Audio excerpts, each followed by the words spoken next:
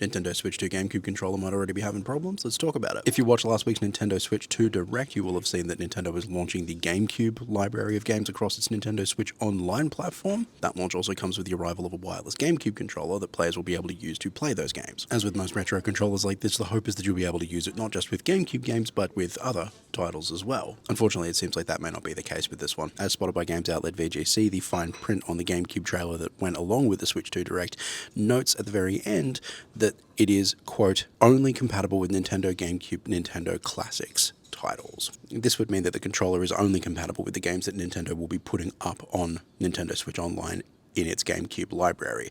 You wouldn't be able to use it for any of the other games that they've added to the Switch library, or use it for any games on the Switch or Switch 2 either. This will obviously be a bit of a bummer for GameCube controller fans because it is considered one of the better controllers ever made for any platform, not just the GameCube. It should also be noted that Nintendo has dropped similar disclaimers on retro controllers before, like the NES and the Super Nintendo controllers, the N64 controller, only for players to discover that they do work with certain games after the fact. So maybe this isn't as final as the fine print would maybe make it seem. So where does this leave you if you're thinking about grabbing one of these controllers? Well, as long as you're happy for it to only work with GameCube games, then you should be fine. But if you were hoping to use it for GameCube games and then maybe some other stuff as well, I don't know, it's all a bit up in the air at the moment. Exercise caution.